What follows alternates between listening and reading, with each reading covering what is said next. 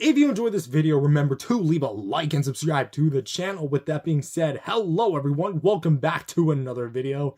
My name is Matthew, and today we're back with another NECA figure review. And today we're going to be starting a bit of a remaster series of the NECA Godzilla figure line, which it's 2025. It's been 5 years since the line sadly discontinued. RIP NECA's Godzilla line. And we're going to be going a trip down memory lane with the very first Godzilla. Not the first figure they've ever released, but the Godzilla 1954 figure from, well, Godzilla 1954.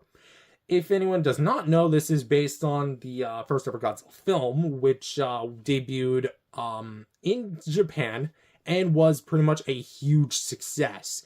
And this pretty much prompted Toho to make, like, who knows how many more movies until we basically got the global phenomenon that is Godzilla.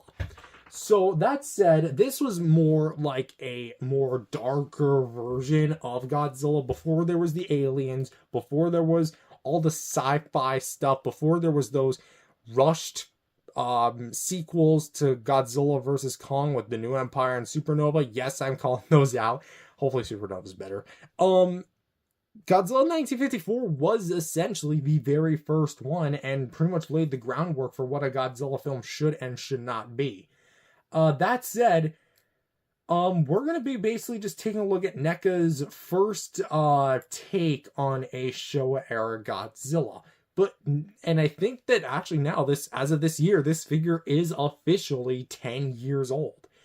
But now that we're taking a look at this very decade-long old figure, is this figure really as good as I remember it being? Or is this guy just outdated and Hiya Toys makes a 54, boom, there goes this guy? Well, let's go ahead and find out.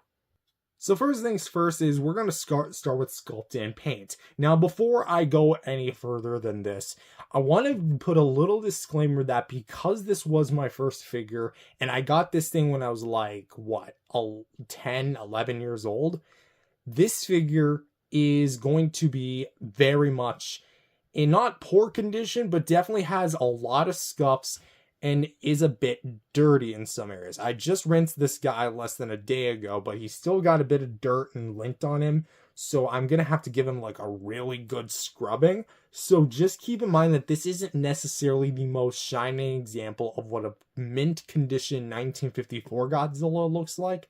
This is very much used, very much loved, and is, again, the first figure I ever got in my entire collection, which is why this guy truly has such a big part of my heart and just I have a lot of nostalgia for.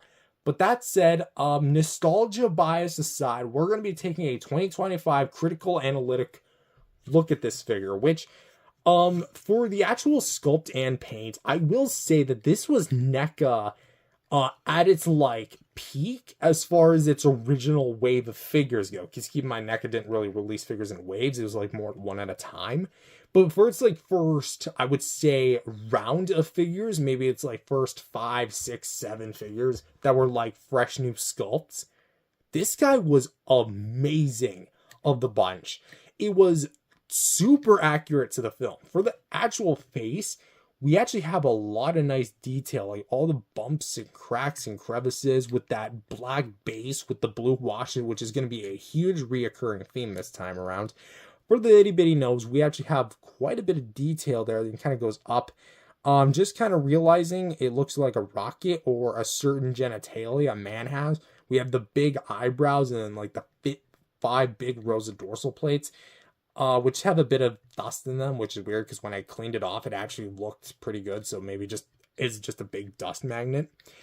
We have the eyes, which are going to be looking straight rather than out to the side and googly. And while some may consider that inaccurate, I personally consider this actually an improvement over the movie design because it actually gives Godzilla a sense of, oh crap, he's looking at us, we gotta go, rather than it just looking off into 2 different directions and looking goofy. I will say that even though it wasn't a problem of over time, maybe it is a problem of it over time, but my eye right on the right has a bit of white cut off, so it definitely looks like it's just not painted all the way. And the left side of the pupil is pretty much almost all painted. There's a bit of like paint that maybe could have been scuffed off, but again, I don't know. I didn't ever like analyze the figure like that deeply in my youth. With this brings us with the teeth, which are going to be individually sculpted and all painted the same shade of gray. The gray here used definitely looks really nice, and I do like what we have here. The tongue is going to be really well sculpted, although again, you can see some scuffs from where I made like custom beams over the years. And definitely like the gum paint is going to be a bit on the more clean cut side, so you definitely get a bit of that as well. For the mouth itself, half of it is going to be well sculpted, then like on the upper half, it's not going to look really all that great because it's just gray to black. So that's a bit of a problem. Also for the ears, again, a little dirty, but as well, we actually have some really nice sculpted in ears, which actually shows Godzilla does have ears. Weird because like almost all the modern incarnations of Godzilla don't have ears. I know some of them do, but some of them don't. For the spines themselves here, for the head and neck, you can actually see that only one of the rows is actually sculpted. Sorry, painted, I mean. All of them are sculpted, like 3 rows, but only one of the rows is painted, and it kind of just stops right at the top. Which I will say, even for 2015, this was a bit of an odd choice, and kind of always made me, like, wonder.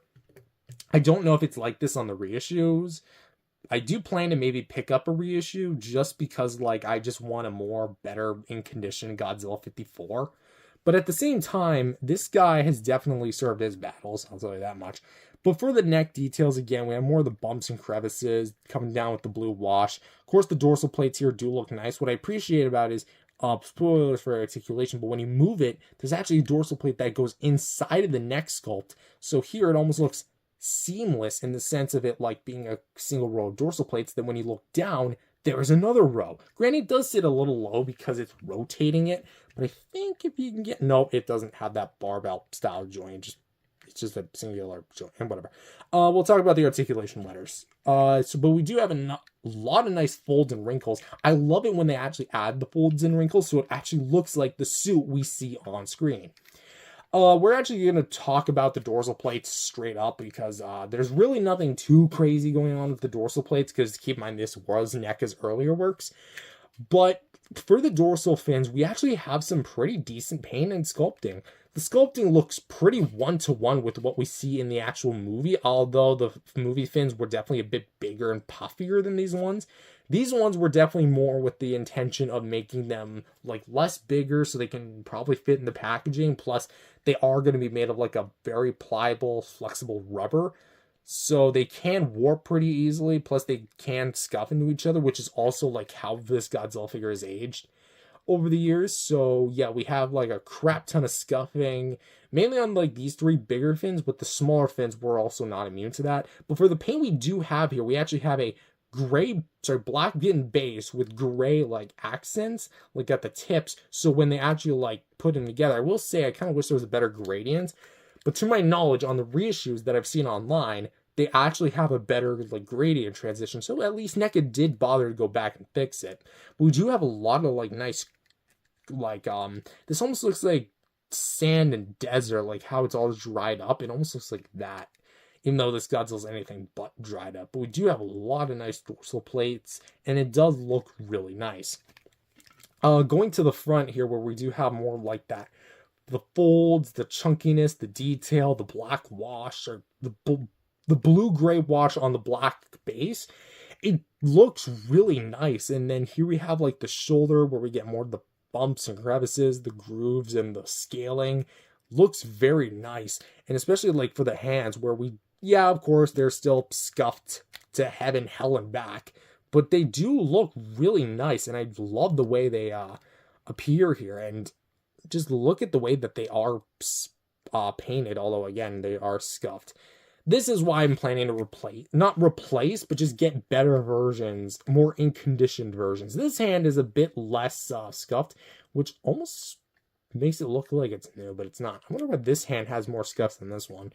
Anyway, so yeah, the claws are going to be pretty decently sculpted. I do like it with the thumb out here, then the claws almost like in sequence. If there was a third one, I imagine it'd be kind of, sorry, fourth finger right here, then I imagine it'd be going a bit more downward just because of like the way these ones are. And then we have the forearm, which looks pretty nice.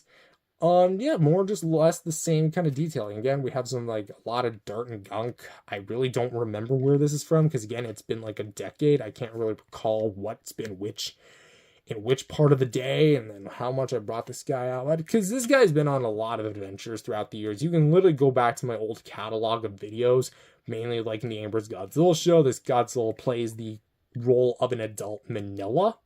So, like, he's definitely been in his fair share of adventures, like a whole film filmed in my backyard, the Amber's Godzilla Movie 2, A Journey Back to the Past. If anyone remembers that, you are a legend. Anyway, the big thighs here, actually, let's just quickly cover the abdomen here, because the blue wash does kind of, like, taper off in some areas, because here this isn't just mostly black, so you don't get a whole lot of the blue wash here, but you do get it mainly on the sides.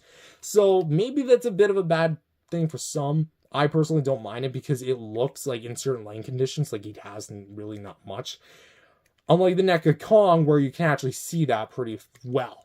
For the actual thighs here, we do have a lot of the nice folding here, like a big crease here that we have like the very circular, almost like Buzz Lightyear chin looking kneecap here, which I think this is the only Godzilla to feature kneecaps like this. I wonder if they'll ever bring it back.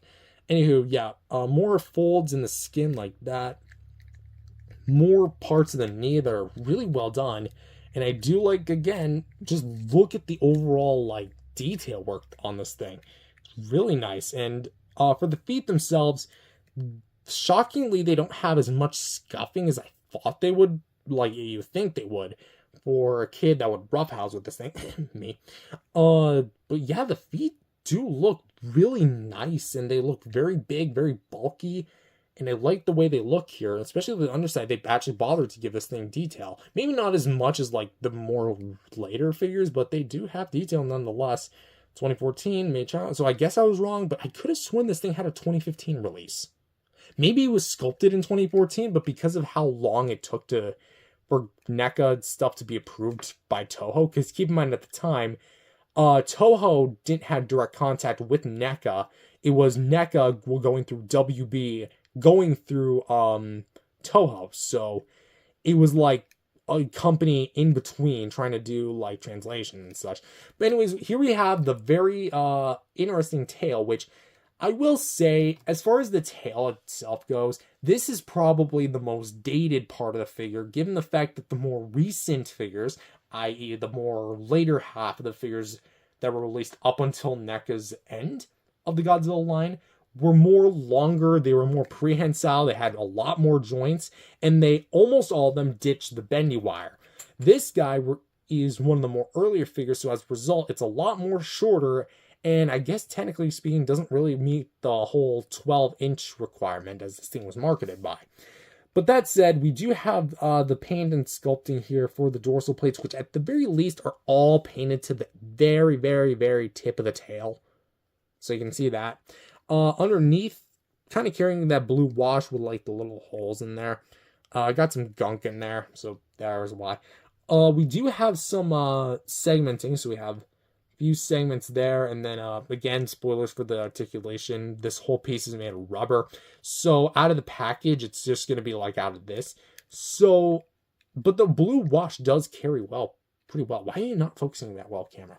It does do a good job of like conveying the details, all the waviness of the original design. So at the very least, NECA did a very good job of sculpting this while painting it. It almost looks like a crown here. So just one more shot at the figure.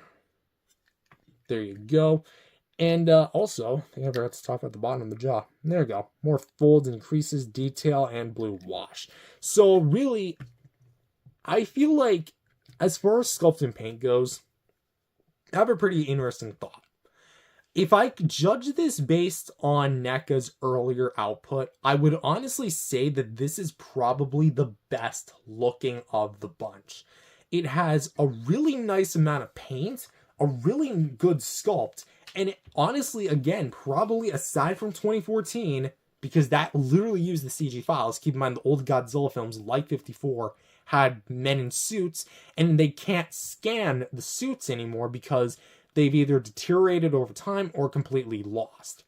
And much goes with the 54. I do wonder whatever happened in the 54, like maybe exoskeleton, like the head and like the puppeteer. Anyway, this figure is awesome.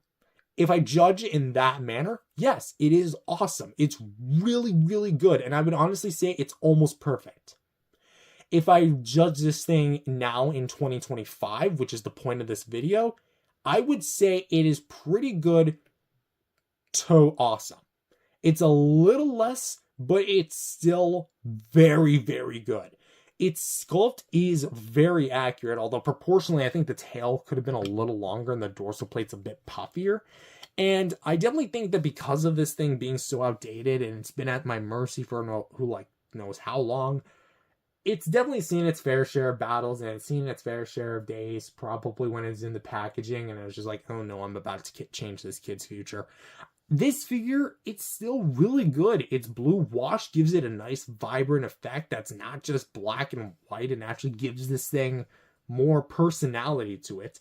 Its eye paint is pretty good. Teeth paint, pretty good as well.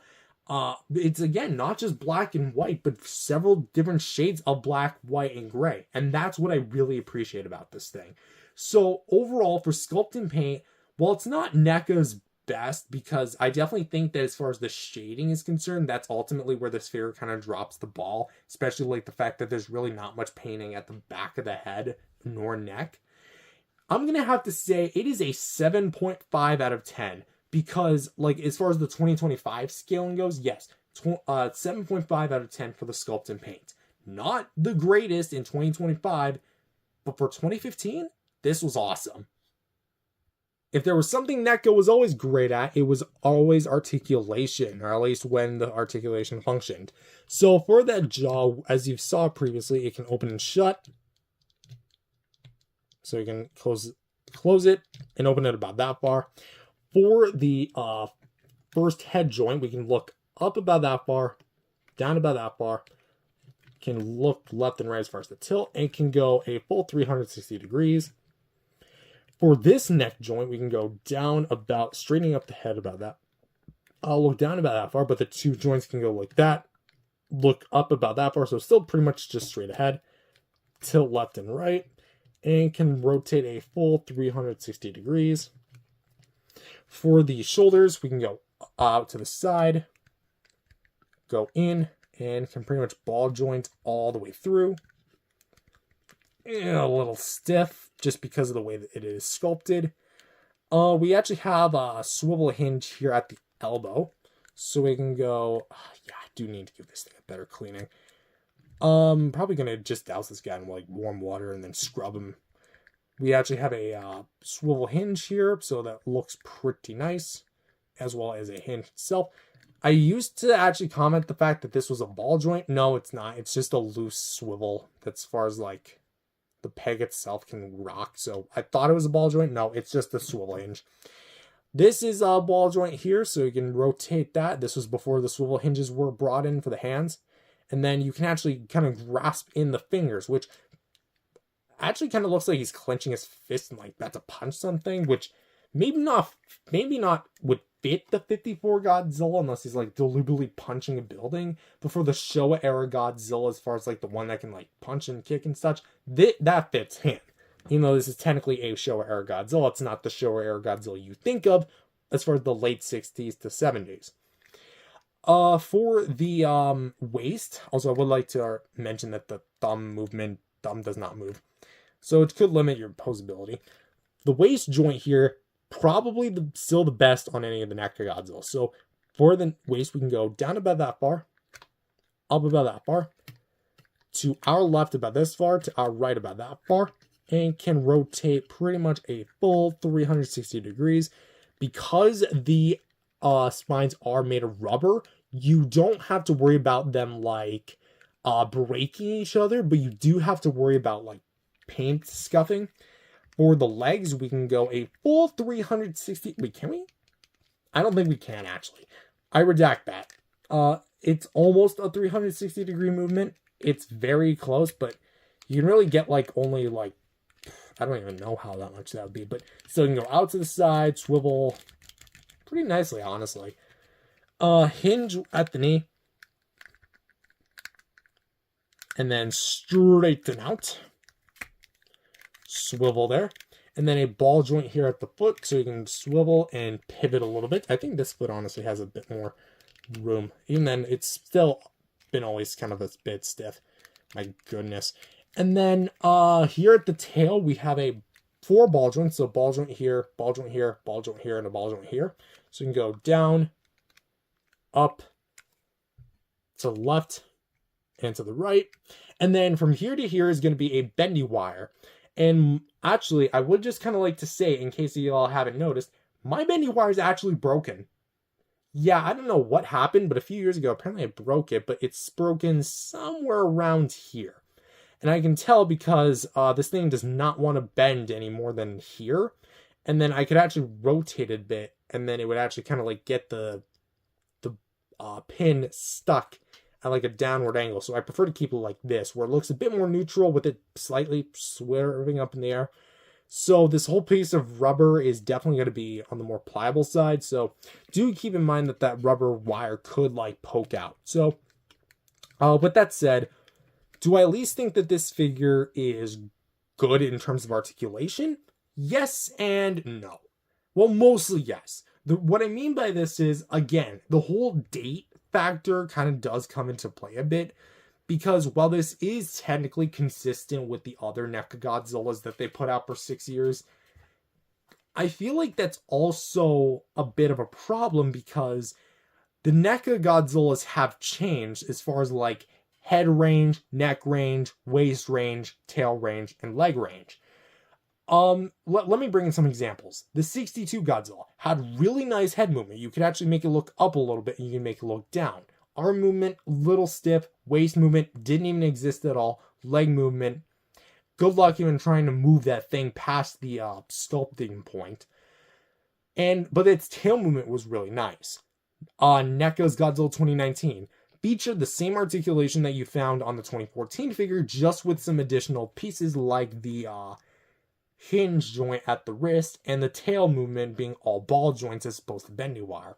And the 2003 Godzilla had like this big umbrella joint at the neck and had like big rubber flaps over it. Just looked unnatural, but you could still make it look up, still make it look down. Tail movement was really good. Waist movement was pretty decent. And the leg movement was all right.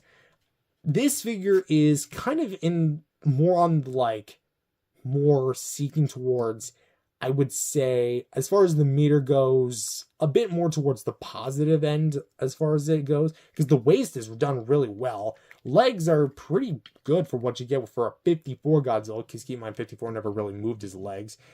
But ultimately where this figure does fall is like looking up, because like I feel like Godzilla looking up would be probably better, like if he's roaring, because the only reason why I'm able to make him look up is because I'm standing him on a piece of plywood just to get the camera to actually focus on him, because if I didn't, he looked like this. He looks like grabbing my Kong over, because the NECA Kong is taller. He looks like that older brother, so younger brother, that's trying to get into the frame. So, just does not look necessarily the best in some poses, but again, for what you're paying for, I do like it. So, articulation is going to get, I would say, another solid 7.5 out of 10. I think I would have probably added some better articulation for the head so you can actually make him look up a bit more, though that waist joint really does kind of like pick up the slack. So also free up those ankle joints. Now next for our accessories, sadly this was one of NECA's older figures, which meant that it didn't come with anything. And if anyone's gonna ask, no, the tail does not count as an accessory. Essentially, because it's packaged separately, it's just assembly required. Boom. So, no, it doesn't really count as an accessory, but it is worth noting that in a later reissue, technically 2 reissues, They actually went back and gave this guy an atomic breath piece, or a heat ray piece, which, really? Heat ray? No, you gotta say atomic breath, dude. Like, come on. That's in his origins. Anyway, yeah, I would just think that the new one, because they actually resculpted the mouth hole to actually, like, have a mouth, like a peg in there, and then you could actually use the beam, which, by the way, it's the same beam that comes with the 1962 Godzilla and the 1956 Raymond Burr poster version Godzilla, which is also coincidentally this guy, just painted in the colors of the 56 poster of King of the Monsters.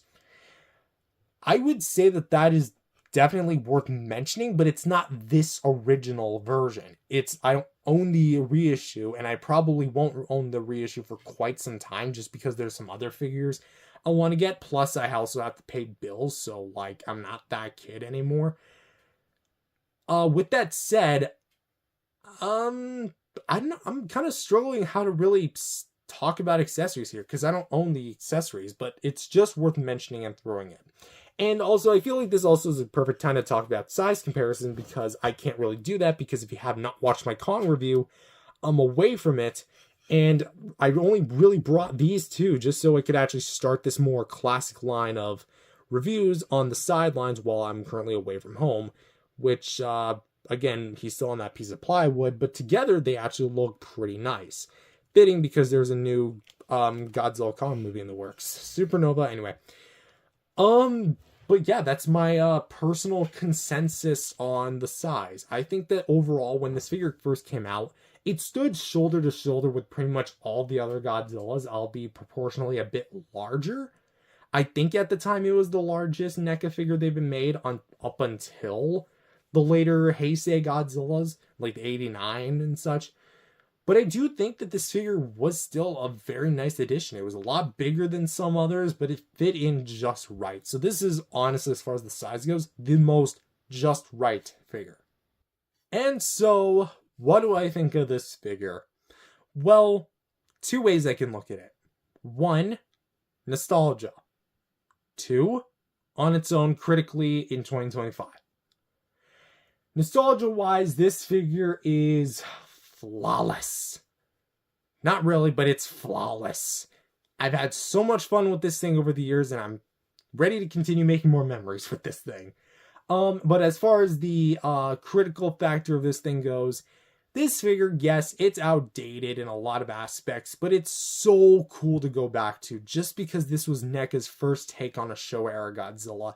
And in my opinion, they nailed it. For a first attempt by an American company that really, like, this was the first, I think, hyper-articulated 1954 Godzilla before the S.H. Monster Arts figure hit the scene to ever exist. I could be wrong about that, but from what I remember, yes, this was technically speaking the first. And it was readily available on Walmart shelves, Toys R Us shelves when the States still had it.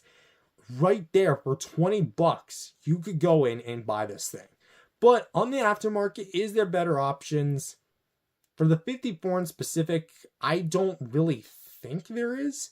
I mean, sure, there's the Monster Arts, but at that point, if you're paying Monster Arts prices, why not just go a little lower for NECA? Which, like, as far as resale value goes, keep in mind, NECA figures are becoming a lot more rare nowadays, thanks to the fact that they're constantly getting bootlegged on sites like AliExpress and Alibaba and eBay, especially on Amazon too. So the actual, like, legitimate NECA figures are going higher and higher. But from what I've seen, the resale market in, like, 2025 on the lower end for, like, looser figures are about $40 to $60. So let's assume I'm paying higher end $60, no more, no less, for a Godzilla that is maybe not used, but has the beam effect and is in pretty pristine condition, no packaging.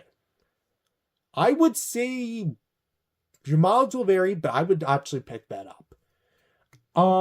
As for the figure itself, again, pros, cons, be damned, but overall, I'm going to rate this thing a solid 7.5 out of 10. As far as, like, the modern age goes, he definitely is a bit outdated, but he can fit right in. But with that said, thank you guys for watching this trip down memory lane with me. I'm so excited because this year is going to be my channel's 10th anniversary this October. So, not necessarily a countdown, but let's start the countdown because there's realistically only like a few more months to go. We got June, July, August, September, and then October. So, we're almost there. Quite a bit of ways away, but we're almost there. But that said, thank you guys for watching. If you enjoyed it, leave a like and subscribe to the channel, and I will see you guys in the next video. Peace out, everyone. If you guys enjoyed this video, remember to leave a like and subscribe to the channel. With that being said, hello everyone, welcome back to another video. My name is Matthew, and today we're back with the figure reviews for NECA's Godzilla and Kong line. Well, both of their lines, I should say, because they never really made a hybrid line, which I really miss NECA. I really want them to do something for Supernova. I highly doubt it, but it's possible. That said, today we're going to be taking a look at the next figure in canonical sequence, because we previously did the 1954 Godzilla, the 1956 Raymond Burr Godzilla King of the Monsters poster version from 1956.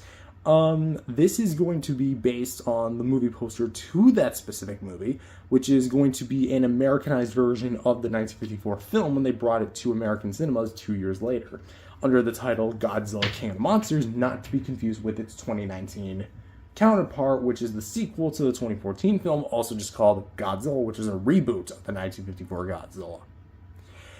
Let that make sense to you and try to wrap your head around that. Let's see if your neck's long enough, eh? So with that said, this is going to be honestly one I'm kind of looking forward to, just because like the 1956 Godzilla is one of the most unique dare I say, designs of which, because it's not necessarily the 1954 design just recolored. It's actually got a bit of differences from the 1954 suit. But this is NECA's own interpretation of that, and they took the 1954 Godzilla and repainted it. So with that said, does the repaint actually count and make it awesome and then some? Or is this as bad as, say, how the production was for Raids again? Let's find out. First things first is sculpt and paint, and like I made mention before, this is going to be a total repaint of the 1954 Godzilla, just in the colors of the Americanized poster.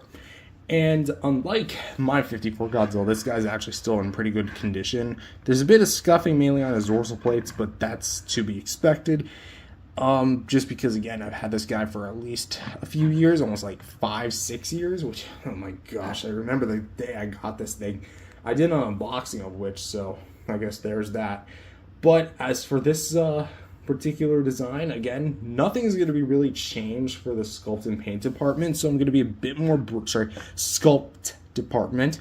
So I'll be a bit more, like, brief with the actual sculpted details. So first we're going to take a look at the head, which has a ton of different detailing as far as the bump and scales are concerned. The ear, which is very well done, and I honestly say the green paint does kind of elevate that a bit more.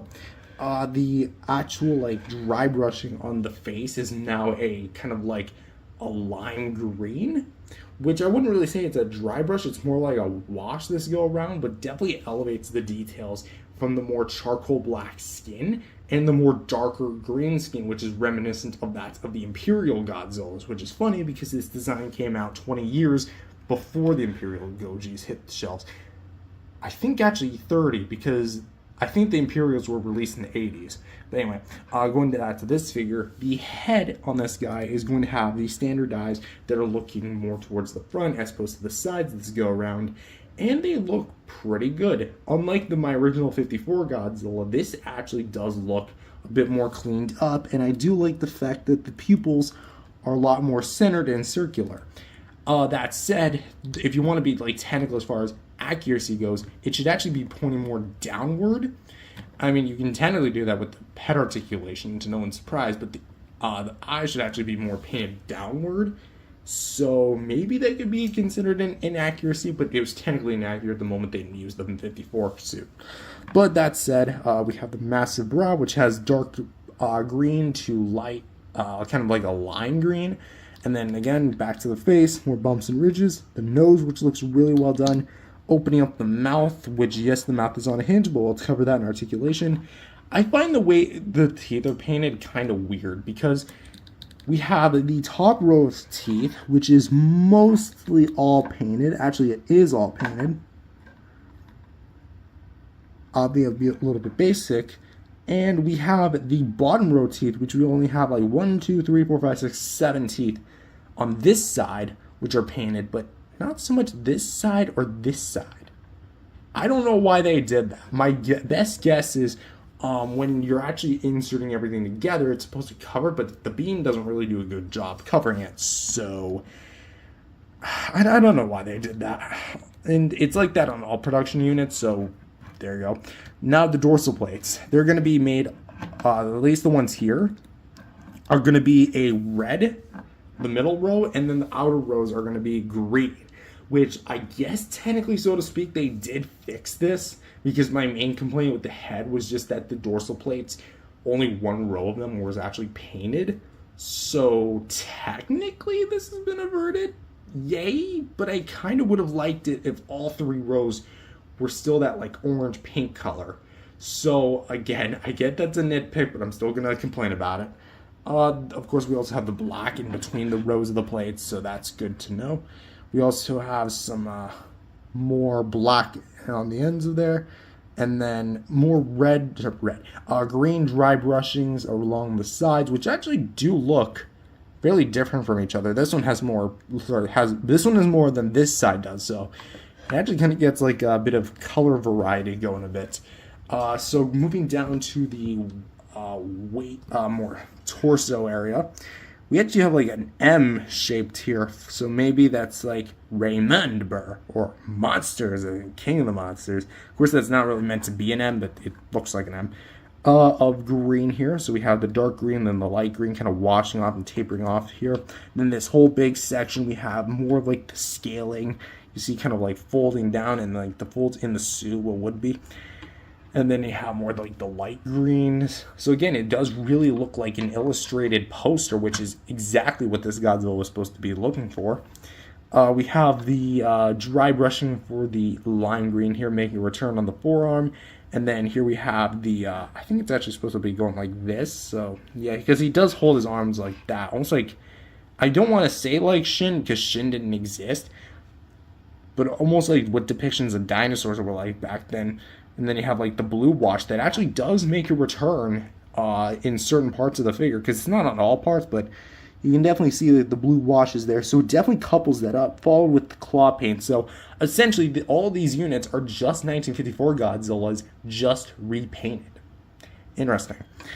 So unlike, say, the NECA V2 Godzilla, they actually, from 2019, they actually used straight up, not just sculpt, but also paintworks. I'm guessing like these were just extras NECA had in the factory, and they just needed a way to get them out, so they just did this, and there you go.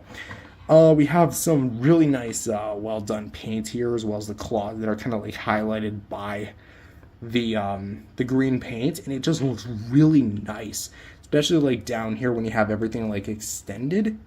Like, just look at that. That is beautiful. And also, yes, it does work under a black light. I don't have my black light anymore, sadly, so don't expect me to like actually showcase it on camera.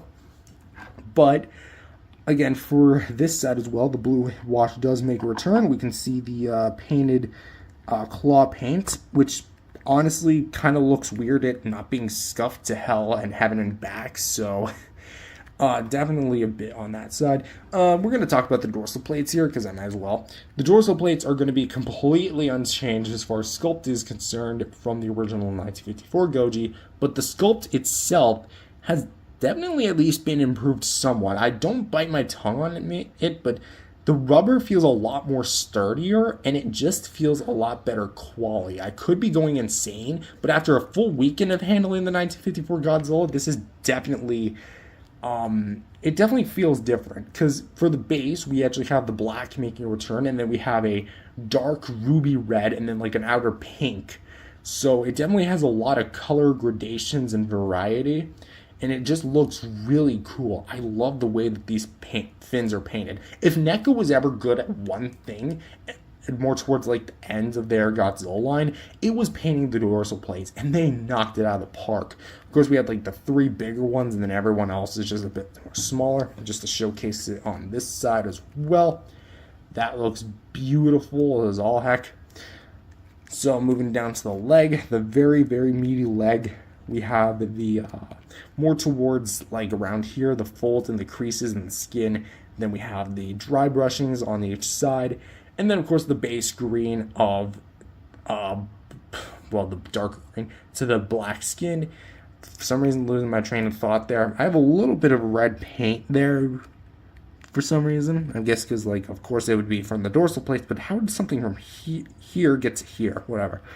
But, of course, we actually had it lined down, that's actually something I like, is because once you actually line the paint work up, it actually does look pretty nice. Here we have, again, more towards the same thing, where we actually have the line work. Again, it looks very illustrated, and then we have, like, the total black darkness of the crotch region. And then here we have the big feet of Godzilla here with the more green accents, and it does look really nice. Like, I'll be honest, it definitely looks really cool having, like, it in the middle. So it almost looks like some sort of lighting, or he got his nails done, which is a real bonus. And then here we have the bottom of the feet, which, again, looks weird at not being so scuffed. I really need a new 1954 Godzilla, which is funny because it actually still has the copyright info of 2014. So, moving down to the tail. The complaint of it being like too short still kind of remains true because essentially speaking, this Godzilla tail is very, very short, especially in comparison to what came around that time, which again, I get it's an older sculpt, but I feel like they could have retooled this, maybe at least like give it a bit more segmenting, maybe make it around there, but they didn't. But of course, we have the dorsal plates, which are painted all the way through to the tip of the tail, which is a very nice touch. And then we have the green accents, which stop around to this segment, and then the rest is just pure black. So I'm going to spin that around. And you might also notice that the bendy wire is actually, it's covered in articulation, but this whole thing is like a big rubber piece. I feel like this also should have been just like more articulated segments, but alas, that's not what they did. And returning to the underside, a bit more of the blue wash. And overall, that is really it for this repaint of the 1954 Goji. I guess we can take one more look inside the mouth. Still has like the half gray, half black. And of course, we have the peg hole for the atomic breath along with the tongue, which I don't think is painted. I think it's painted on the original, but not in this one. Interesting. So with that said, what do I think of the sculpt and paints? Again, I think the sculpt itself, even though it's one of NECA's original best, even for the time, it was kind of outdated with how better their sculpt work was getting. Because around this time was also the 1962 Godzilla and the 1964 Godzilla, and those were like leagues better than what they previously put out in like 2014, 2015, 2016. So this was definitely, being one of those figures from one of those years, this was definitely like, I feel like there should have been some sort of retooling as far as the sculpt is concerned. So I am going to dock some points off for that, but for the actual paint itself, I like what we have. I love the combination of the darker plus lighter greens, plus with the combination of darker and lighter like ruby reds and oranges. And it just looks so appealing. And it was definitely one of their most appealing, visually speaking, figures to date. Would I say it's one of their best executed? Maybe not so much because of that sculpt. But even then, the sculpt is one of their better ones from like the 2014 to 16 era of NECA. And it definitely shows. So I'm thinking for the overall sculpt and paint section that this figure gets a solid, let's go 7.5 out of 10. Actually, I'm going to bump that up to an 8. There we go. I'm going to bump that sucker up to an 8 out of 10. Very visually speaking, very great. Just the teeth I don't really necessarily agree with. Next, we're going to talk about articulation. Now, for the jaw, it is on a hinge.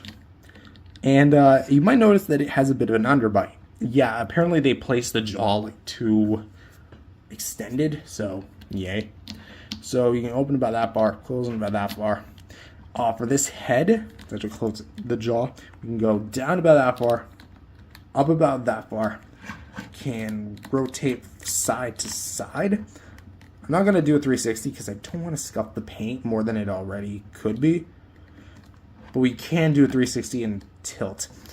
This neck can do a full 360 pretty much effortlessly and is a bit on the more loose side, so you can kind of get a bit more rocker out of it. I guess say that. For the shoulders, and we're going to angle the camera down again, we can go out to the side, kind of close that back up, swivel essentially all the way around, but like I don't want to, again, scuff paint. We can straighten this elbow out, swivel, close that up just to kind of showcase out about that far, in and about that far, and can rotate all the way around if you really wished. This wrist is actually better because it's a bit more loose. We can go pretty much a full 360 degrees along with a side to side, up and down. This is not a swivel hinge, unlike releases at the time. This is actually a ball joint. And then you can actually clench in his... Actually, no, I think you can only do that with this hand. Yes, you can clench in his fist, just like that, and then kind of have it outside. The thumb does not do anything, and this hand's fingers, for some reason, are like almost fused together with the body. The waist here can go pretty decent amount down. Kind of seeing like some mold lines in there. And then kind of rear back up. And then kind of twisting side to side and lean.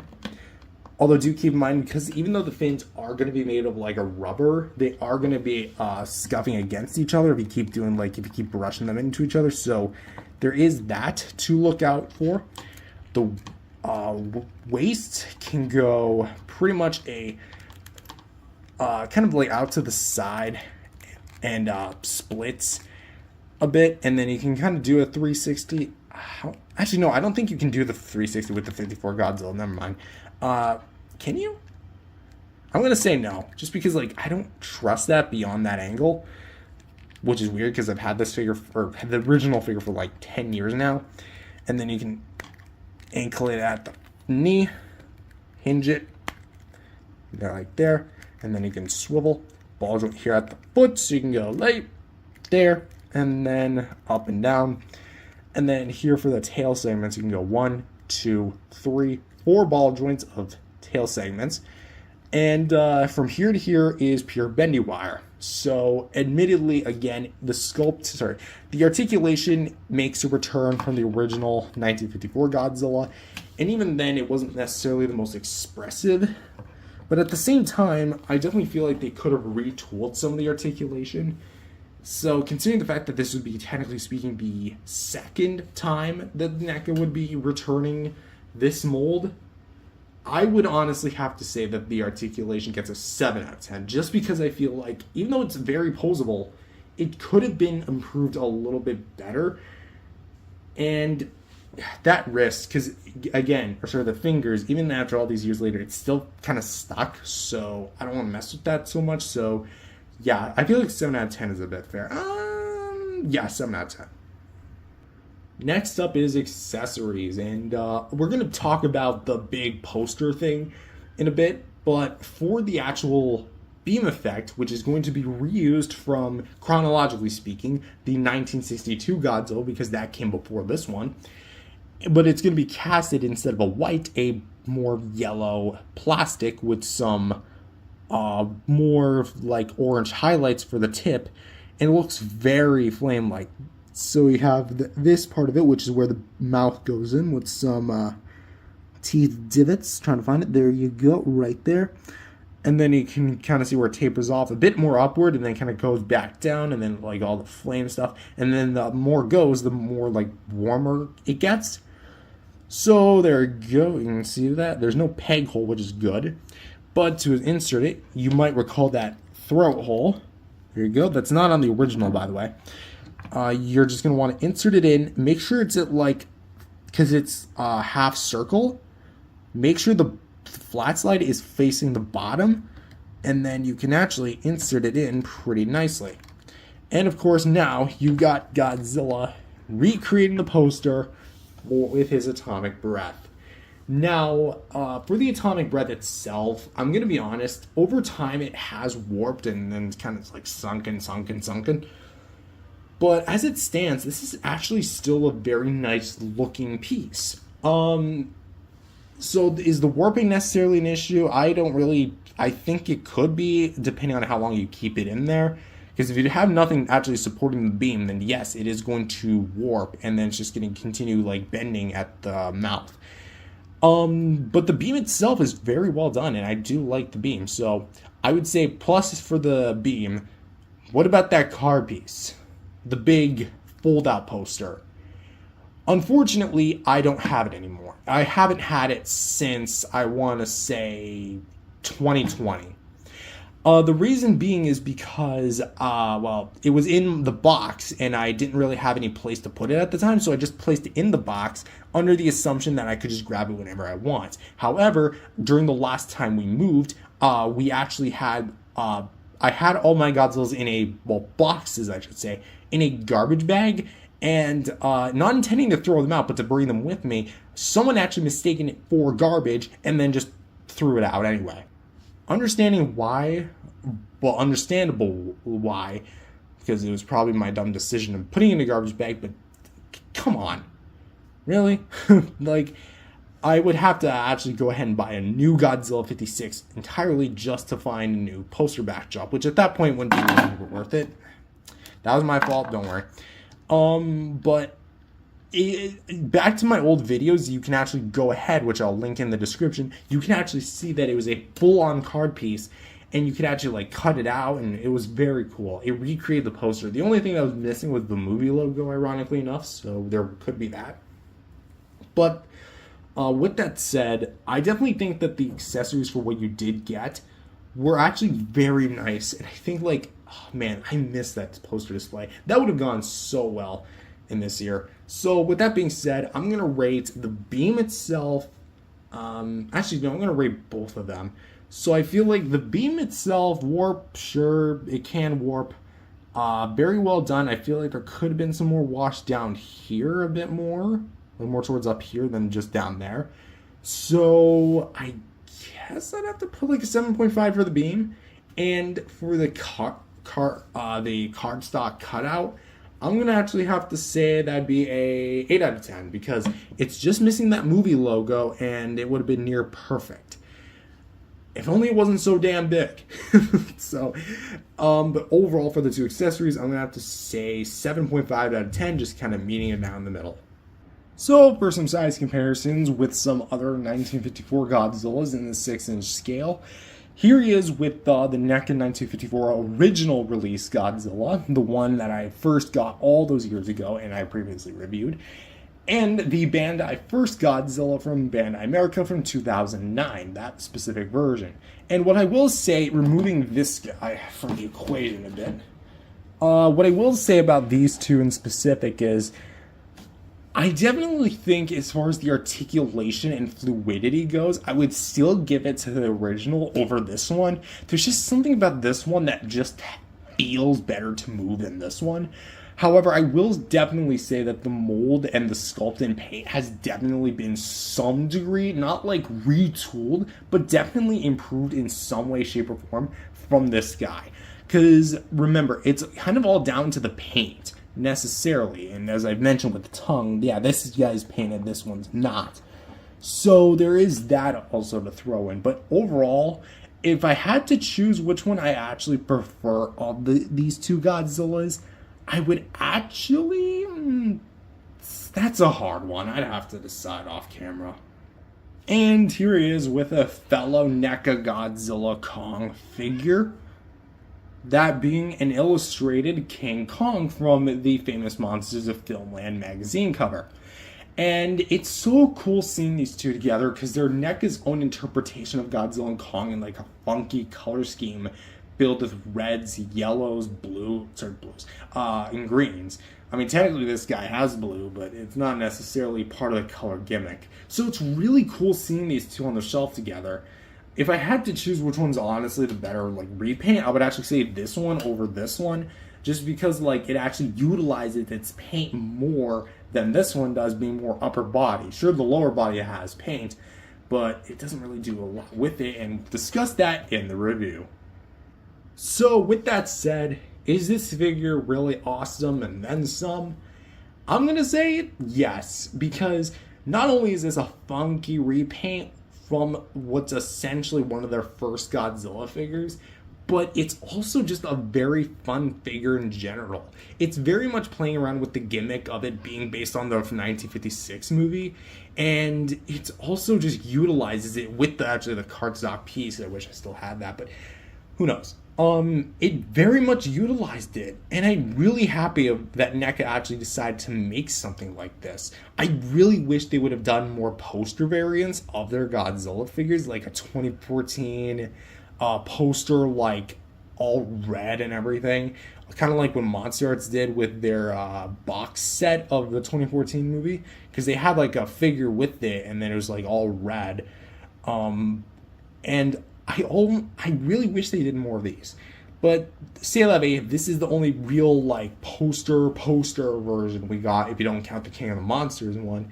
And you know what? I'm satisfied with this guy. I think that the accessories are fun. The articulation and sculpt and paint, while outdated, the paint really elevates it, and the articulation was kind of what really, in a lot of ways, first for the actual Godzilla line when this 1954 Godzilla was released.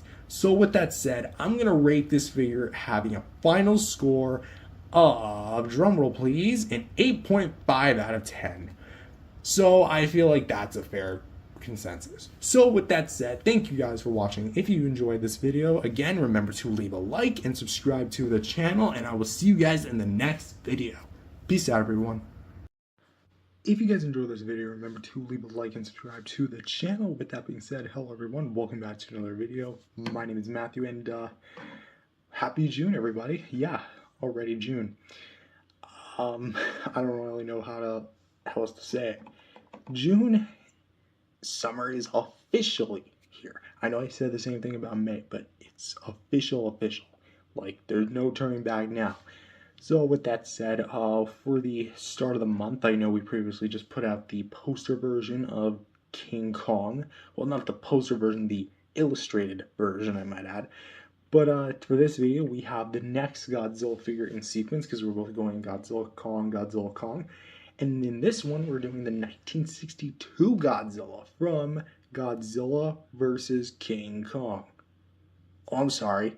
Does this not look like that design? Oh well, it's 1962, not the 2021. So get it right. It's King Kong versus Godzilla. Anyway, so yeah, this was going to be basically kind of when NECA was starting out to really ramp out some really cool Godzilla figures and really like putting themselves in the game and really showcasing what they can do for a $25 figure. And it just looks, well, spoilers, it's gonna look a lot better than what came before. So with that being said, is this figure as good as I'm hyping it up to be, or is this figure just a complete waste of time? Let's find out. So first things first is we're gonna start with the sculpt and paint. And I am pleased to say that this figure actually does not feature the super glossy finish that a lot of the older mechagodzillas at the time were known for using. Instead, this one actually opts to go for a more matte, more toned down, grounded look. And I really do dig what we have here. First, let's start with the head sculpt. Now, the 62 Goji was never known for having the most, I guess, ferocious appearance, which is why he looks like a demented toad. But as you can see for the eyes, they are done really well with a very nice shiny finish. This is probably like the only part of the body where it actually has the shiny finish. And it has very glossy eyes here for, like, we have just the basic yellow eyes with the black pupils. And they look very big, very bulgy, and they look very goofy as well when you look at it from head on. So for the actual brows, they are kind of minuscule in comparison to like something like the 64 Godzilla, but they do look rather prominent and definitely kind of look more like a Y because it straightens out from the snout and then kind of tapers off back to the eyes, as you can see there. And then throughout the body, we have like an insane amount of scales, and it just looks absolutely phenomenal with the amount of like bumps and grooves on this guy and the dry brush of like kind of like a charcoal brown. and it looks, again, really nice. I will say maybe the nostrils do need to be a bit more defined. I kind of would have liked it if the sculpture was a bit more in there, just to give the nostrils a bit more depth. But that's okay on that part. Opening up the mouth. There you go, opening up the mouth. We have more of like a Muppet style Godzilla with the top rows of teeth up there and then the bottom rows. Of course, the mouth gums look really realistic and so cool. And even like the throat hole, which, spoilers for the beam effect, that's where you put it in. It looks like an actual organic throat hole, which I'm very surprised about. For the bottom jaw itself, we actually have a lot of nice paint apps. Mine's got a bit of scuffing in there. I don't know if that's from me or that's from like the actual figure. Again, because like I haven't really played with this thing on a day-to-day basis.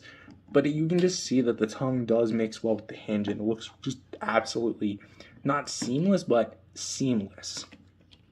And of course, we have the teeth itself, which are painted like a bone yellow brownish and have like a bit of gradations of dark brown in there, which looks really nice, and I do like the way that it looks. You can tell NECA actually went to town on this thing.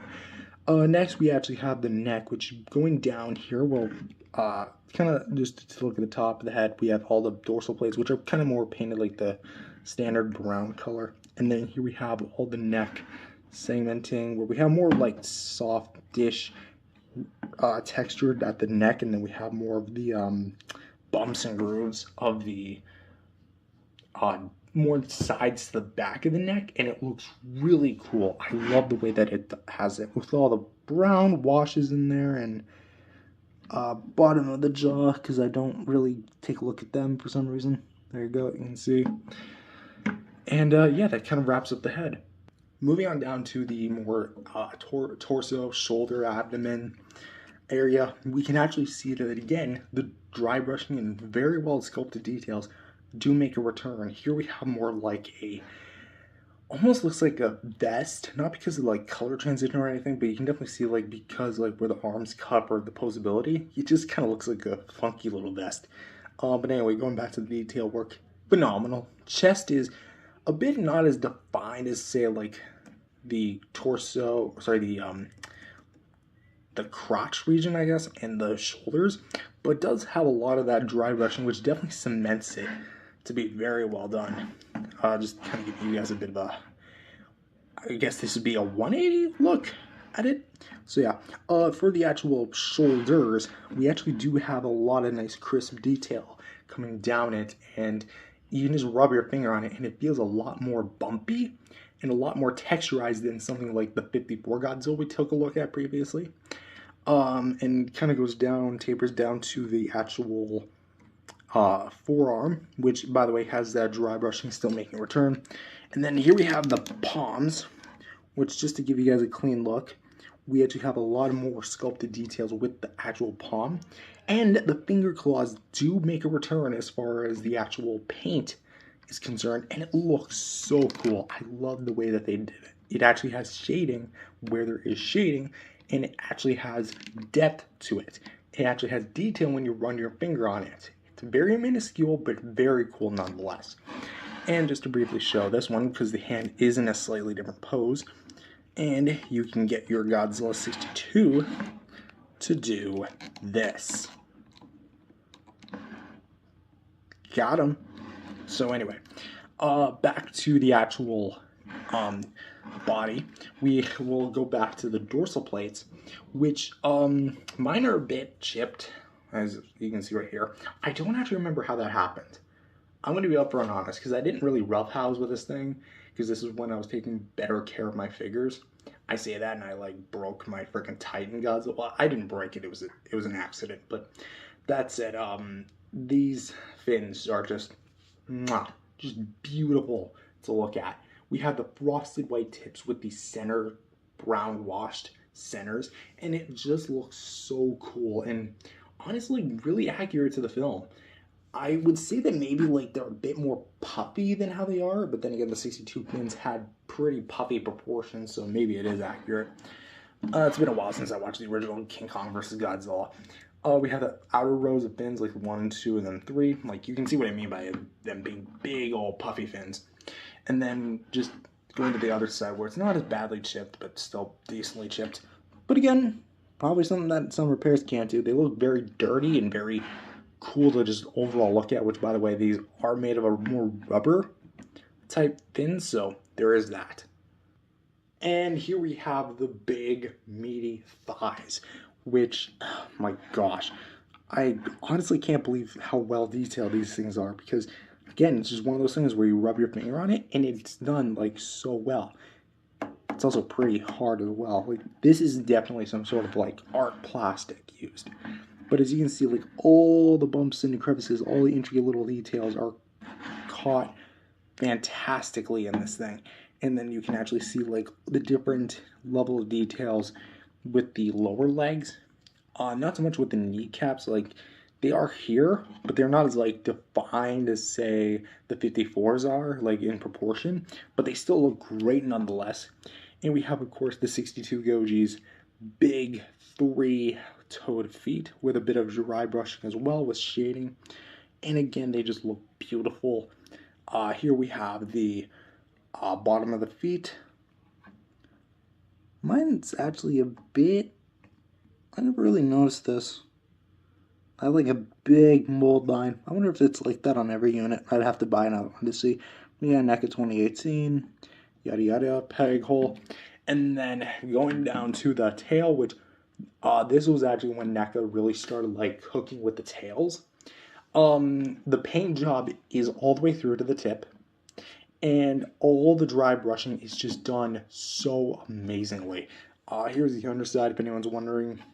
It actually looks rather consistent, because I think the 62 Godzilla never really had like any under the tail,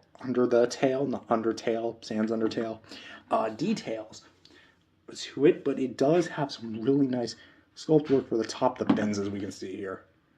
So as for the overall looks of the design, it's clear that NECA was really ramping up the engine for this one. I really struggle to see how this figure could have been like a disaster at this point, but at the same time, could there have been improvements? Maybe some more like defining details as far as like the eyebrows are concerned or something like that, but that's just minor nitpicks. And even if I were to dock a point off that, which, I mean, critically, I could, so maybe we're going to do that. So 9.5 out of 10 for the sculpted paint. Nearly perfect. I just kind of wish my fins were not chipped, but that was like that when not like that when I first got them. That was my doing. Somehow, some way I did that. I don't remember. Articulation time. And of course, here we have an articulated jaw, which actually goes a bit beyond what it's supposed to. So you can actually get 62 Goji to really open up his pie hole, though it does kind of leave the hinge a bit exposed. So open it to like a limited amount. So I would say this is comfortably the most, because if you do it too far, you're going to see the discoloration in the hinge. So reasonably about like that. Close it back up. This head joint can go a full 360 degrees, can actually look up. I know, a NECA Godzilla that can actually look up without problem. And because the eyes are already looking up, you can actually have maybe like Kong, like a 6-inch Kong. I think the only 62 6-inch Kong that exists was from Bandai, like from years ago. And you'd have to have him like way up there. So maybe you can do that. And you can also have him look down. So he'd look technically be straight in the head, but you can also go side to side and tilt. For the actual neck, we can go a full 360, go down with the 2 joints, go up with the 2 joints. And because this whole like area is a bit more flexible rubber, you don't have to worry about it like getting in the way of anything. So one more rotation for the ride home. Moving the camera down, we have shoulders, which I'm going to primarily be talking about this shoulder because this shoulder has a bit of a defect on my purpose. But we can rotate a bit. It's not like the most range specifically, but not really out to the side, but it's more of like a rotation, but it is on a ball joint. Swivel hinges for the elbows. Swivel hinges for the wrists, which yes, that is a swivel hinge. And you're not going to believe me, but I'm going to damn show it. Swivel hinges for the fingers, which I think you can actually go all the way around too. So yeah, you can actually get them to do a 360. I wouldn't recommend doing that because I had to loosen mine over the years, but they can go in and out, and yeah, basically to your heart's content.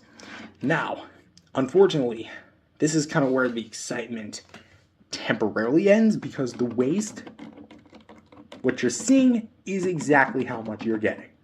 Yes, it's on a ball peg, but because of the way that's molded, it's so big and bulky that you can barely get anything out of it.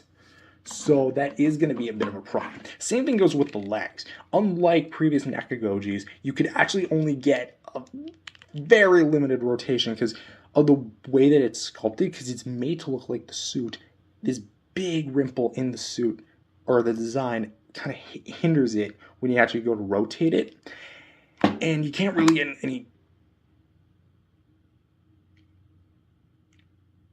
You heard that too, right? I'm kind of scared to touch this thing now. If you're wondering, I split it and I heard like a... Oh boy.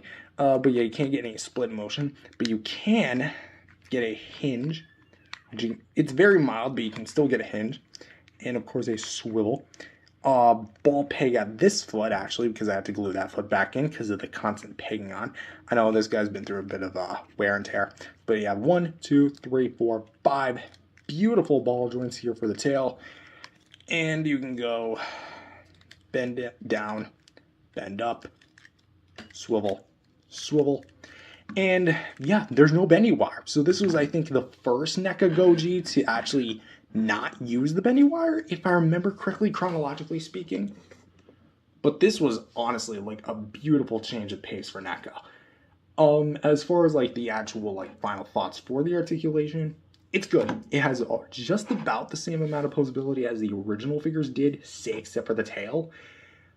But that said, this was kind of also when NECA was kind of experimenting, so it was clear that this figure valued the sculpt and paint over the articulation.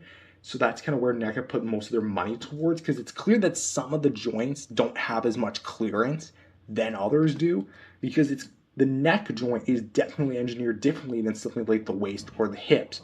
So as a result, it's not going to be necessarily the most posable, and that's kind of where the Monster Arts would theoretically beat this guy, even though I don't own the Monster Arts 62 Goji and probably never will unless if I find it on the aftermarket for a decent price.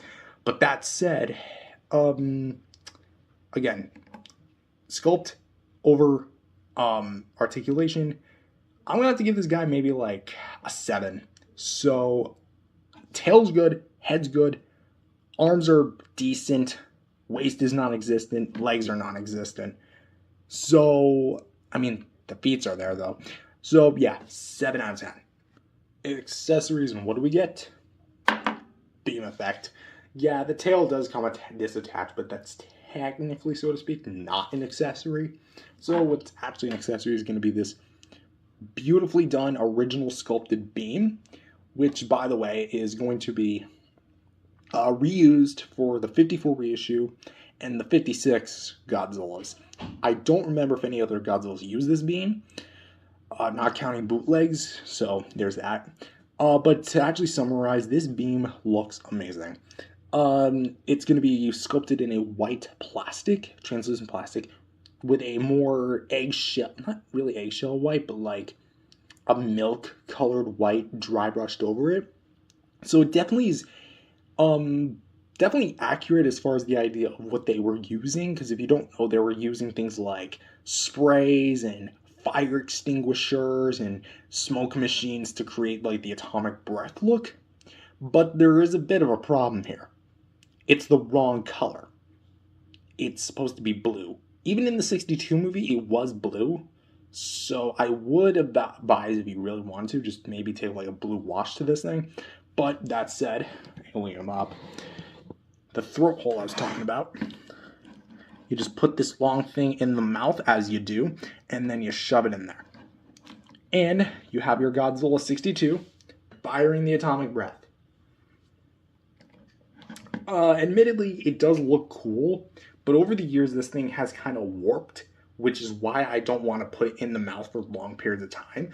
cool for photography, but unless you got a stand, this thing is going to just weigh the whole head down over time. It's gonna, like, see? There we go. So sadly, you can't really use the beam all that much unless you've got a stand or unless you're just a toy photographist. So the beam, it's cool in concept and really cool in execution as far as the look is concerned, but it's the wrong color even for the film and doesn't really have a strong connection to the head itself as far as like it being constantly weighed down. So it doesn't really come with a stand either. 7.5 out of 10 it is. And so for some brief size comparisons, here he is with some miscellaneous Godzilla and Kong figures from one from NECA and one from another company, that being Mezco. And here he is with the NECA 1994 Godzilla from Godzilla vs. Space Godzilla. And no, this is not the next one in sequence, but he is going to be one of the next ones somewhere down the line. And here he is with the Mezco King Kong of Skull Island from the Kong King of Skull Island novel. And as I previously said, in like so many moons ago, if there's one pairing of Godzilla and Kong figures to get, and it's going to be more like 6-inch, 7-inch, somewhere around there, big, hefty, articulated, but figures that use looks over articulation, it's going to be these two together. Why? Well, not only are they about appropriate size for what I would imagine a Godzilla versus Kong setup to be, they're also very well done as far as their own unique takes. Even though this guy is technically based on a film, this one's based on a novel, they go so well together. Sadly, I can't really display them together because this one's part of my Godzilla Legacy shelf, and this one's part of my Mezco Hybrid Godzilla and Kong shelf, just because I have nowhere else to put them. But that said, these two, as far as like a display goes, they go perfectly together. Also, one more thing. They're very hefty. The Mezco Kong is a bit heavier than the NECA Godzilla, but they're still very much big, bulky, made of a hard plastic, and... oh, of course he freaking fell. But... there, that's what I have to use to describe them. So for my overall final thoughts on the NECA 62, this thing is a winner chicken dinner. I don't know. That's just all I have to use to describe this thing. When I actually look at the presentation of this figure, I'm actually very impressed because we used to just get these glossy, glorified, problematic figures that would often fuse themselves to the body because a 12-year-old idiot decided to glue the whole thing together. This time, I actually just fused the leg together. That said, I don't really think it's worth it to pick this thing up if it's going for like $80 or something. I feel like $50 would be the best aspect of this thing. And I do like a lot of things about it. The looks are really what excels this design in particular.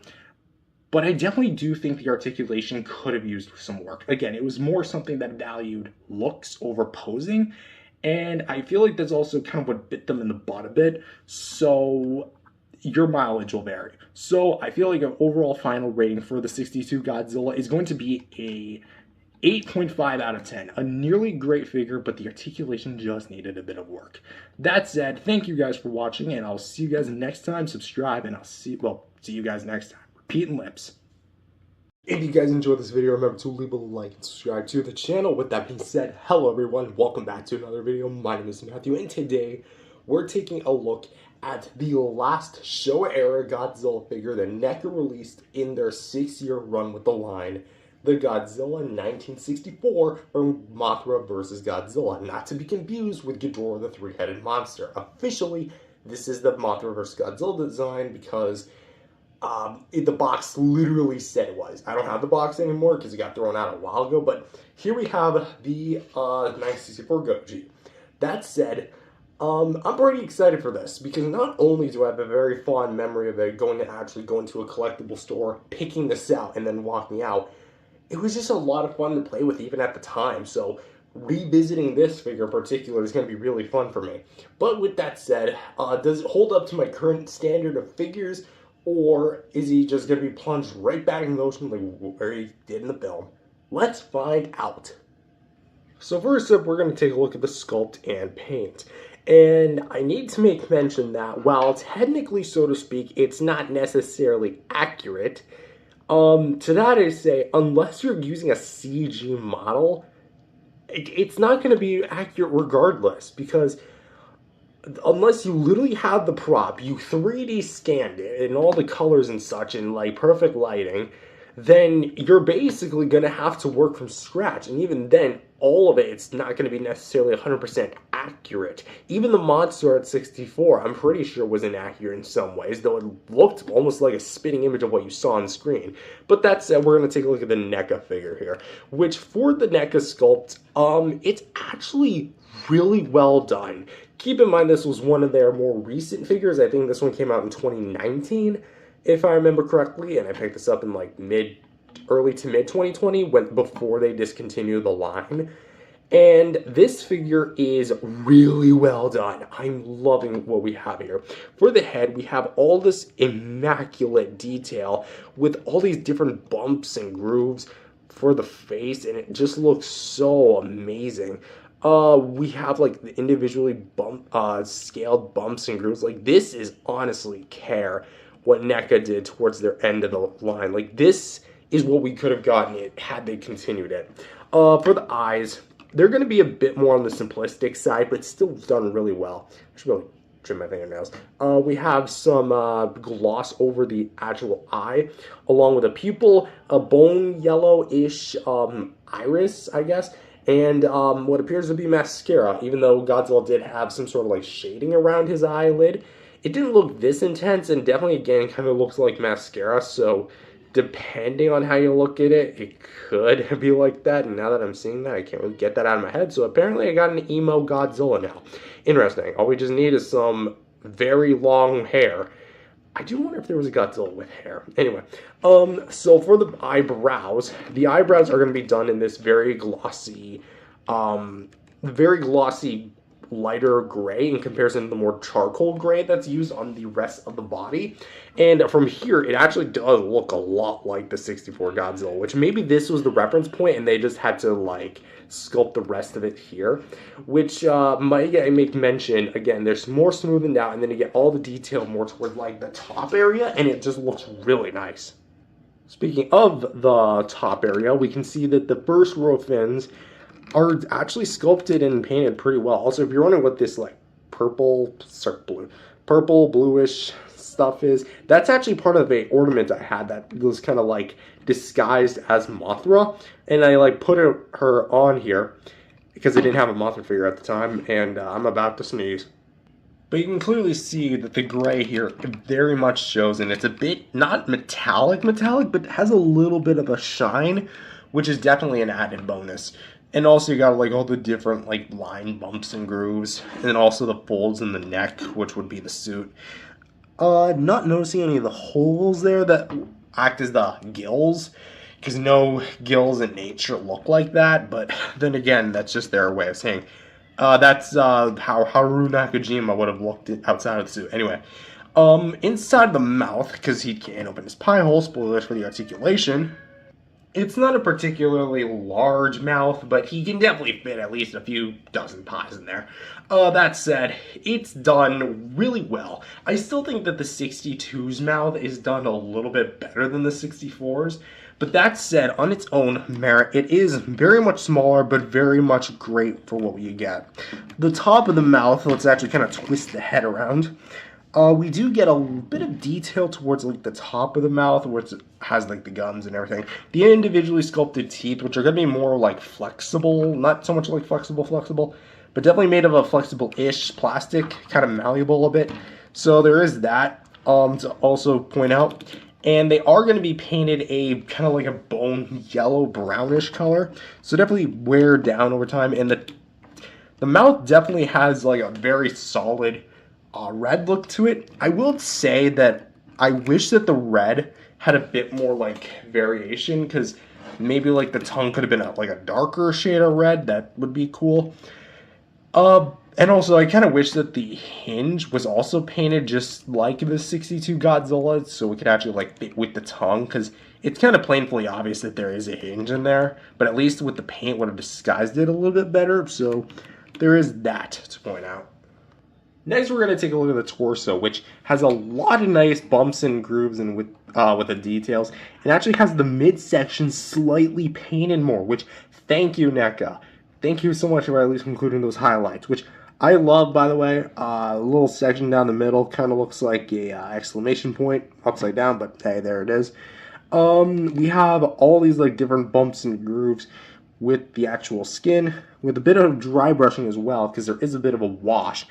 I would say that the wash is a bit on the more, I guess you could say, one tone with the body side, because it's almost like they took the color of the body and just painted the same color with paint.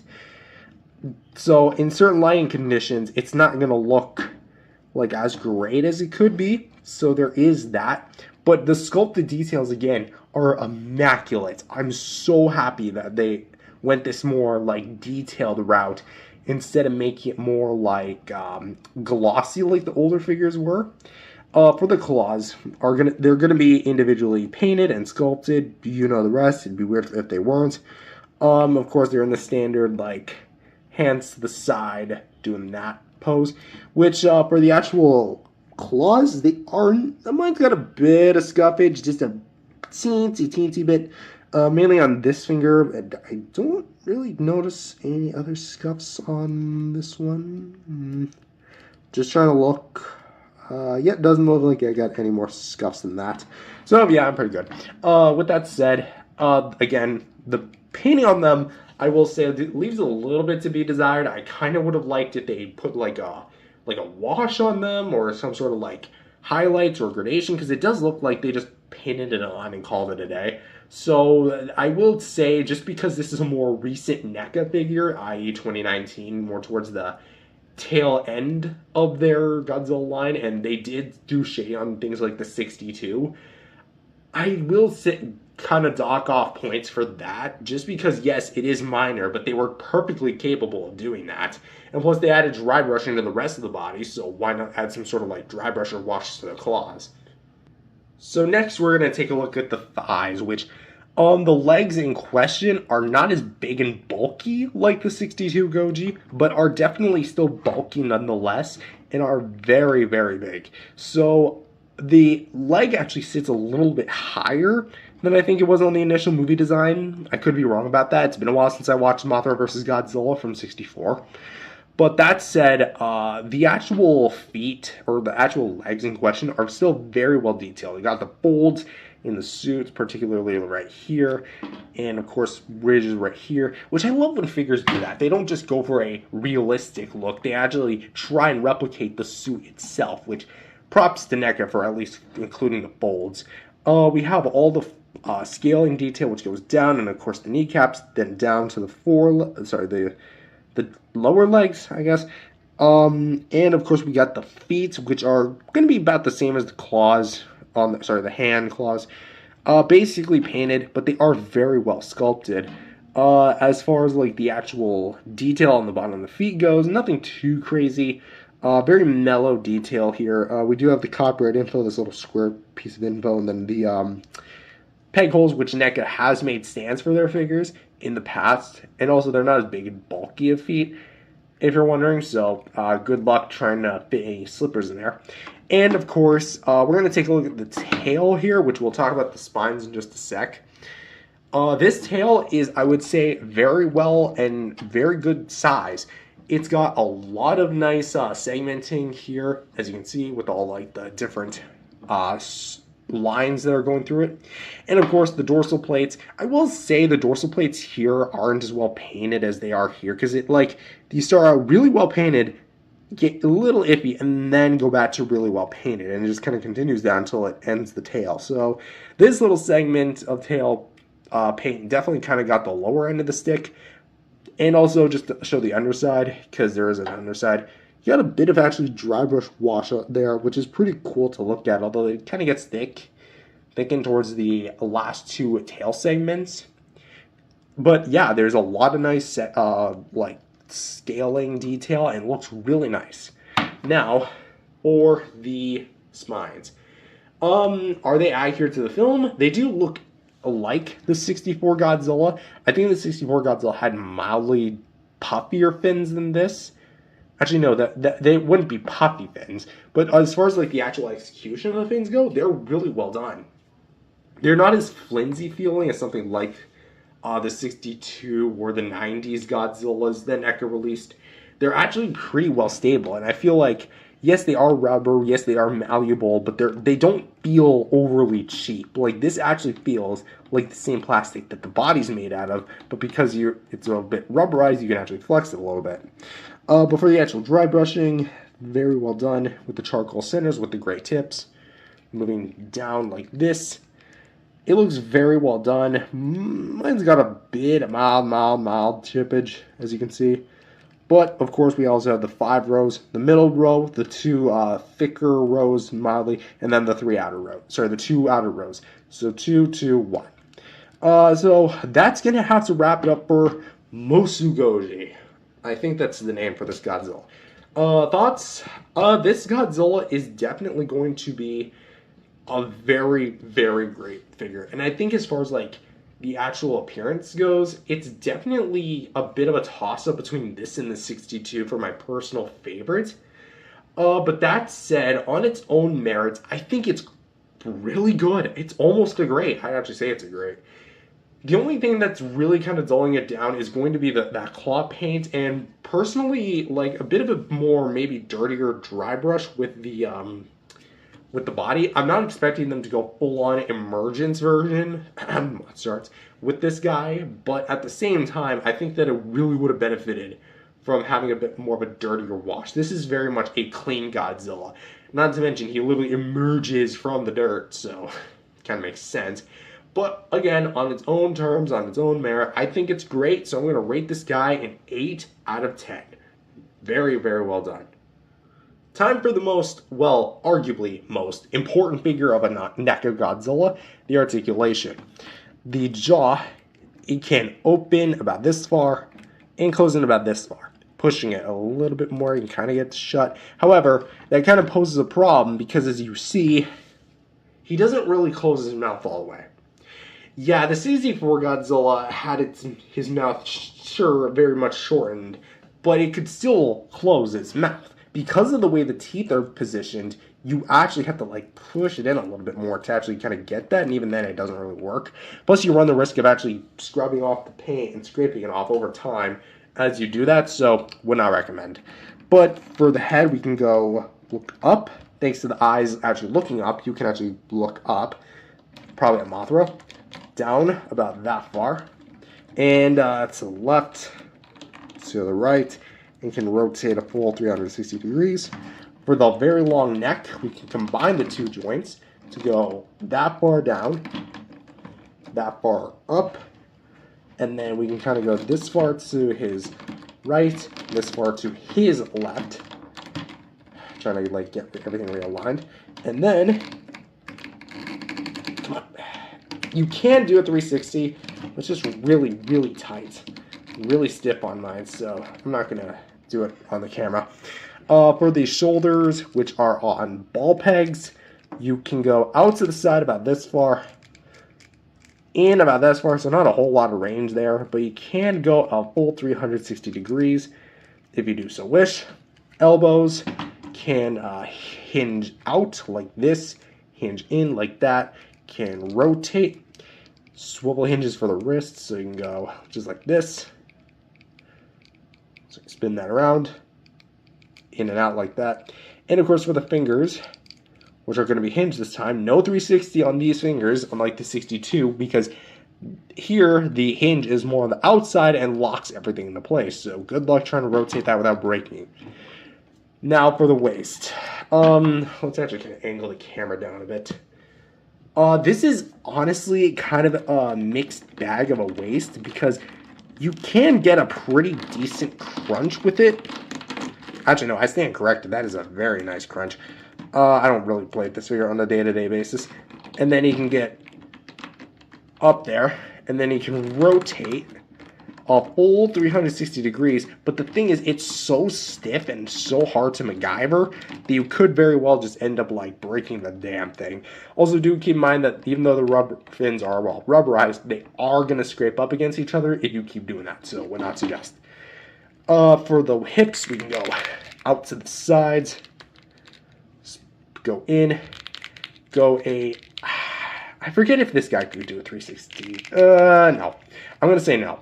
Unless he can, but I'm going to say no because I do not trust the way that this thing is sculpted. It kind of has the same problem with the 62 Goji because this whole part's like folded in and makes it look like the sculpt of the actual like suit. For the knees, we can go in, bend out, which kind of locks everything, and then swivel out to the side. Ball joints here for the wrists. So the feet, this is the wrist, and it's not even on a ball peg. I'm losing my sanity. I mean, don't get me wrong. I had a energy drink not that long ago before recording. And, of course, we can go down at the tail, up. Actually, you know, we have 1, 2, 3, 4, 5, 6 ball joints here at the tail. So we can go this far to the left, this far to the right. Trying to MacGyver it. There you go. Go up, I would say, this far with the tail. And then, here's the best part. You can curl the tail in and make it look like Godzilla vs. Hedorah. Granted, it's the wrong suit design, but it's technically the correct Godzilla because this is the same Godzilla that would later fight Hedorah. So, as far as articulation goes, I would say that this thing is a winner. Wait, did I go over feet? I'm losing my patience. There we go. Anyway, I'm not functioning well right now, okay? The figure itself is very, very well posable, and I do like what we have. Is it still stiff for me? Yes. I've had this thing for like 5 years at this point, so it's probably always going to be stiff, sadly, but hey. I think that this is honestly, again, one of the better articulated ones. If there's something I could add, it would probably be just more cleared out hips and most likely the ability for him to look a little bit farther up, which yes, the eyes are painted upwards, but that's only because the eyes are painted. If the eyes were painted, say, forward, then it would just look off. Also, maybe just loosen up the joints a bit. So there's that. So with that being said, I'm going to rate articulation actually a 9 out of 10. Yeah, I think it's almost perfect. What's a Godzilla figure without some firepower? The SH Monster Art Ray Godzilla 2001. Mic drop. Anyway, here's the beam effect that actually comes with him. And you might recognize this beam in case if you're familiar with my previous reviews from years past. That is because this beam effect is actually borrowed from the 2001 Heat Ray Atomic Breath Godzilla.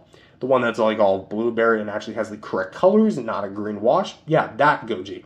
So that said, this is actually going to be a very, very interesting beam because much like 62, it has the white kind of like colorization with like the more kind of cloudy dry brushing, making it look more like a smoke machine or like a spray, like how they did in the old films, maybe in like a fire extinguisher.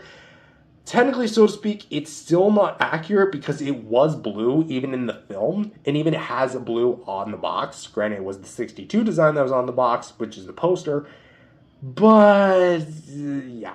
The reason why it's modified, though, is because it has a different tab connection. But this is actually a problem, which we'll get into just a sec.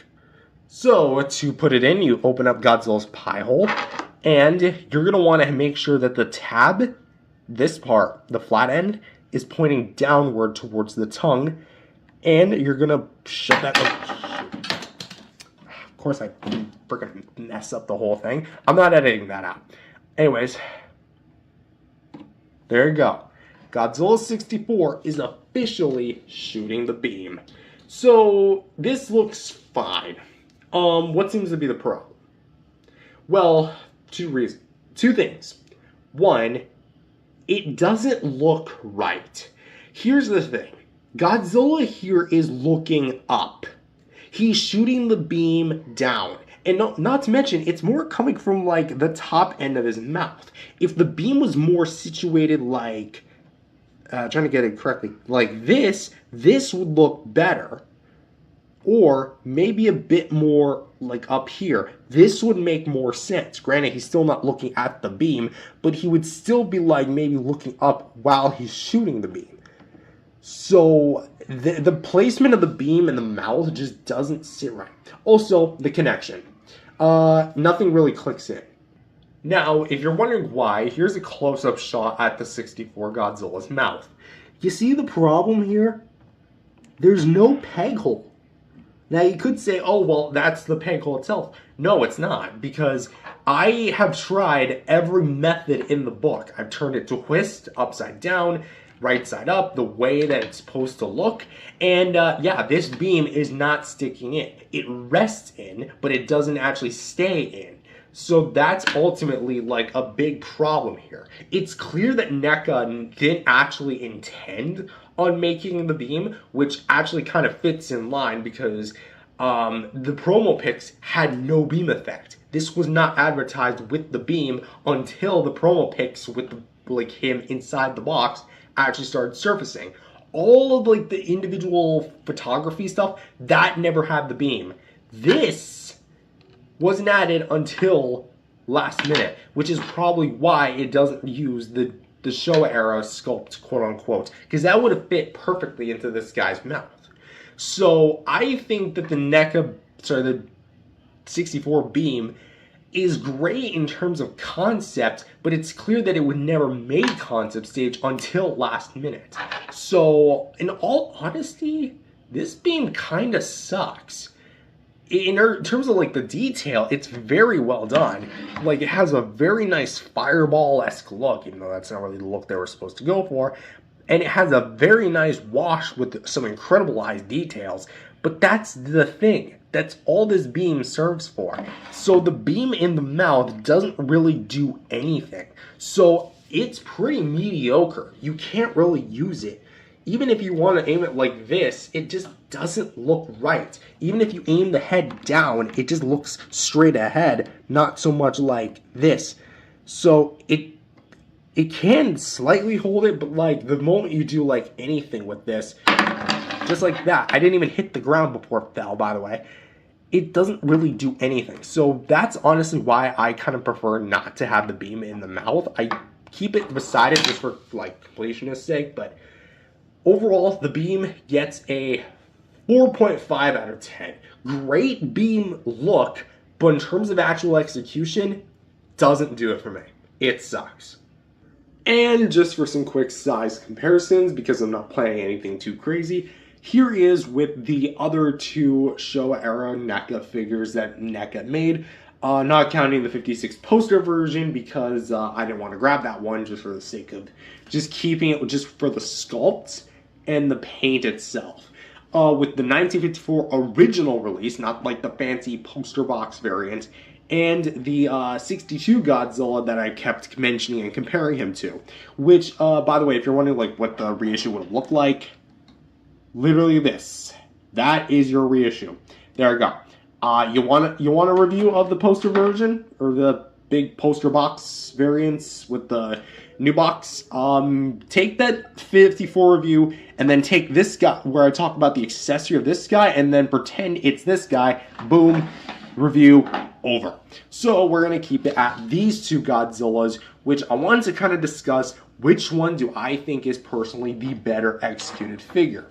And I think as far as just a brief comparison goes, sculpt and paint goes to the 62 just because it has the better looks and it prioritizes looks over the actual articulation, and I think it's done really well. It has shading on the claws, better shown up dry brushing, and more dirtied up dry brushing paint on the actual body, versus this one where it looks a bit more one note. Articulation goes to the 64 because it poses a bit better and overall just has a bit more range. The tail actually can move like a shrimp versus this one where I'd have to turn the whole thing and angle it upward in order for it to actually even achieve that. Also, the whole legs and waist are just locked in place. They might as well just be glued and nothing would change. Like, seriously. This is all you get with its waist, by the way. So that kind of leaves the idea of the atomic breath. Which one do I think is betterly executed? It's going to be the 62. And the reason why is, again, the beam effect. It was designed for this figure, at least the general idea, maybe not so much the teeth holes, but actually looks really well done and actually has the ability to peg in correctly, unlike this guy's beam, which can't even hold it correctly. Like, I'm actually struggling to actually kind of open that, as you can see. This guy takes like 0 effort to put in, and I jam the crap out of this thing into the mouth. Like, seriously, like, watch this. I know I'm kind of like driving home the point, but I'll wrap this section up in just a quick second. I'm just gonna quickly jab that in. Watch this. Shake test. See? So, there you go.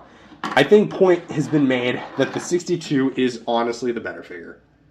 But before we do the final thoughts, I think it is worth mentioning that over time the beam will curve, as you can kind of see. So there's that to look out for. So with that being said, what do I think of this figure?